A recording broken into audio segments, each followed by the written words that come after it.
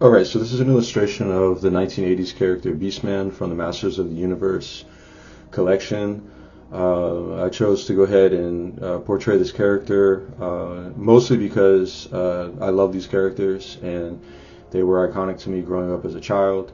I feel very fortunate to have had some of these toys and action figures as a child, and we used to play a lot outside as kids. So we would have these action figures that we would basically take flight with our imaginations to, basically play and make these fantasy worlds that were also based off the programming of the TV series, which was a cartoon series that was on TV. I think it was, I don't think it was Hanna-Barbera. It might have been, I don't remember exactly the company that was behind it, but I know Mattel was behind the toy series. But either way, this was a character villain, which I always took more to the villains because they always had really cool stories and they were just really much cooler characters than the good guys. And this was across the board back then, with like G.I. Joe, Transformers, all this stuff, and especially He-Man villains were just especially fierce, and they're humanoid, they're like mutants, so they were just very interesting, especially to like a 4-year-old or 5-year-old kid. So Beastman is this character. He's basically a henchman of Skeletor. I don't know if he is a left hand or right hand man of Skeletor, but either or, he's up there in the hierarchy. Because it's Trapjaw and Skeletor, not Skeletor, it's Trapjaw and Beastman that are the main henchmen of Skeletor and all that. So I really wanted to put together a cool illustration of this character. I've done it before in the past. If you go on my Instagram, you'll probably see a couple Beastman pieces on there. All digital works, and this is a digital work, obviously, of the character. And I find myself always kind of like circling back and revisiting this because I just really love drawing these characters, and it's no surprise because it's a place of nostalgia that brings me back in a better place in time, where I was a kid and things were a lot easier, and life was just so this is basically a digital illustration that I threw together. I didn't get to capture the process of the initial sketch, the rough sketch, which I always usually do at least 2 sketches of everything that I do. So I'll go ahead and produce a rough sketch, and I'll go ahead and move into cleaning that up into a more pristine line work. Sometimes it's not that pristine, sometimes it's a lot rougher, but in this case I decided to go ahead and clean it up. I started the rough sketch originally in Photoshop, just of course using my old Wacom Pro tablet and a desktop computer, and then I went ahead and sent that file via PSD over to my iPad and got busy cleaning up the line work. So that's what this video basically shows, is that aspect of things, along with obviously the value block-ins and stuff like this.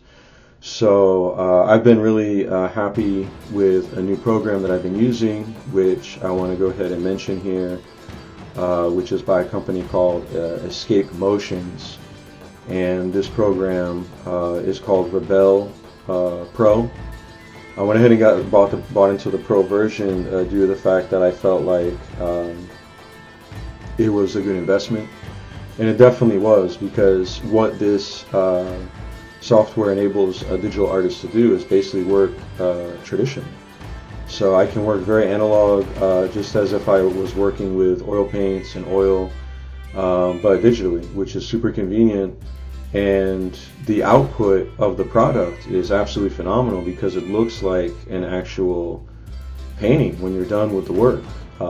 Mind you, I'm combining this also with Photoshop in a lot of cases. So I'm in and out of both programs at various times of this illustration. I don't have a particular order of operation that I run by to do this. I just kind of grow the image and you know, give it the nutrients that it needs via the programming that I feel that it needs to get the job done for that time of the image making process. So in this case, I'm working in Rebel Pro right now, and I'm working with the Express Oil brushes. I find these to be really, really good brushes to block everything in with. And then moving from there, I'll eventually move into the actual standard oils and acrylic brushes that the program offers, which I feel are superior in comparison to other programs, where other programs just don't simulate actual real-world painting in this way. So a lot of you would be like, oh, why don't you just oil paint it, you know, just get some paintbrushes out and get some paints and all this. So that's cool, and you know, I have all that, and I could do all that, and there's a lot of stuff that I like to do, but it takes more time and money to do it. And that's the bottom line with this, is that, you know, working digitally, I don't have to worry about buying art supplies. I don't have to worry about paint drying, especially working in oils, where, you know, you got to work in layers, and then you can only work so far into the oil piece before the piece actually starts to get muddy and miserable, and it's just not it. So and then storage is a huge issue too, because, like, you know, I know a lot of artists that literally their whole entire living space is just covered in fucking paintings, and it's cool. Like, it creates definitely like an energy, and you know, it creates a creative space, but I mean, it can be extreme. And you know, when you're literally in a situation of just having paintings just everywhere and just art stuff everywhere, it's just like, if that works for you, you know, on the mental aspect of things, then that's great. For me, I like to still have somewhat of a functional living space and not have everything just be taken over by art and paintings. But either way, this is a super convenient way to do your art and fucking paint and just get the thing done, you know, and just basically scratch that itch of wanting to create something, and, you know, wanting to do it more, you know, have a more traditional output or analog output, but have the luxury of being able to do it digital. And I love the fact that I can just open this up whenever I want as a file. I can just open it up, I can get in, I can work, I can do what I need to do. If I want to put in 5 minutes of work, I put in 5 minutes of work. If I want to put in, you know, a half hour to an hour's worth of time, I can do it. And that's where this all becomes possible, because, like, a person like myself, instead of watching TV shows and binge watching shit, or like playing video games all the times and stuff like that, I prefer to do stuff like this. So like that hour or two of extra time that I may get or whatever in between, you know, life to do stuff, work, whatever, I can basically just open up my file and get busy, and I don't have to worry about any type of elaborate setups. I don't have to worry about cleaning shit up. I don't have to worry about anything. So I just have to worry about focusing on the image and doing what I need to do to try to create the best images possible. And that's what I personally try to set out and do every image. The reason that I put a lot of time and energy into this is because it hones your skills as an artist. And in this case, I didn't film it, which I probably should have, but I actually created my own paint palette, my own color palette in the program, because in a program like Rebel, you can actually mix your own paint colors, which is really cool. So I actually mix my own colors just as if I would, you know, working with traditional oil paints. And mind you, my main palette, like my main swatch palette, right, because we use swatches in digital work, my main swatch palette is composed of all the oil painting colors. So like all your burnt sienna, burnt umber, you know, yellow ochre, Naples yellow, all that stuff is in there to be able to choose from. So it applies absolutely to when you do want to apply this to the real world, and it's like, all right, you know, I want to rip a real world canvas, do it analog, work with real paint, and basically just let myself go into that with, you know, everything, time, money, energy,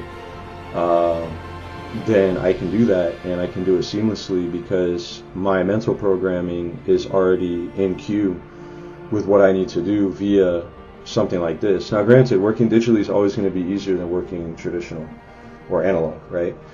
So it's always going to be an easier game doing it this way, but as far as you know, either experience, the knowledge is the same, right? So you're still applying, you know, proper drawing techniques, you're still, you know, working with proper value systems and lighting, you're still dealing with color theory.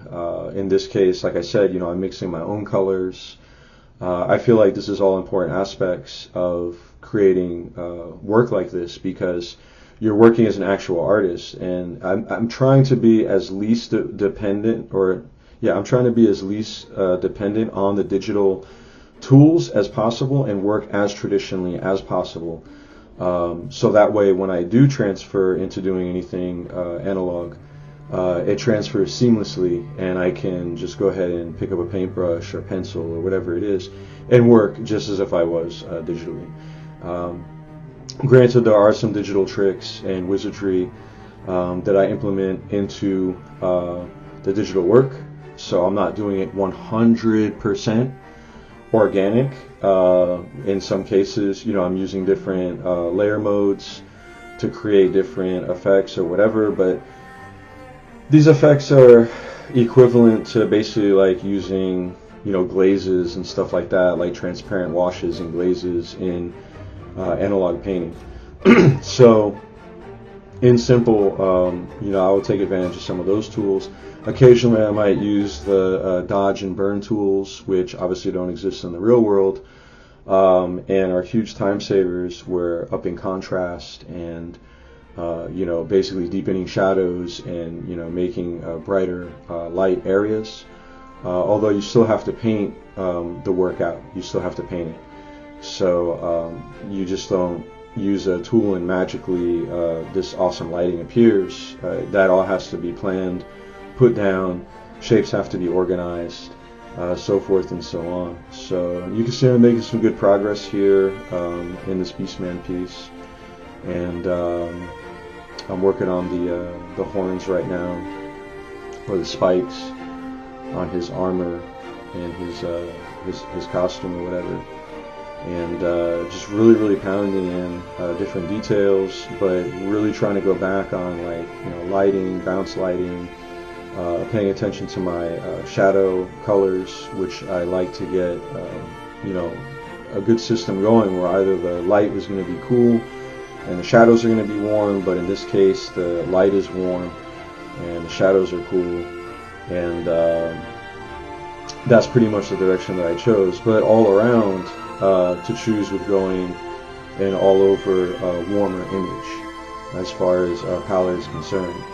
So this is pretty much where I'm at with it, and it's getting to a finalization here. We're getting to a final, so I basically talked through this whole video. But that's fine, because I feel like the information, you know, people can definitely use, and you know, to their advantage, maybe learn something, and do something cool with this. So I'm also video recording this stuff because this is proof that I did the image, because nowadays everybody wants to credit everything to AI. So that's a whole nother topic of discussion, but this is my way of showing proof of the image, and if somebody does steal my imagery and try to claim it as their own, I can absolutely have that as proof that I created it. So pretty cool stuff, but that's going to pretty much conclude everything here. I'm just putting the final kibosh on this. I'm doing like some texturing around the highlights and trying to, you know, make that eye area focal point, because that's the face of the character. So I really want people to look into the face of the character. So red glowing eyes is ideal, and now I'm showing basically the finished image, and that's it.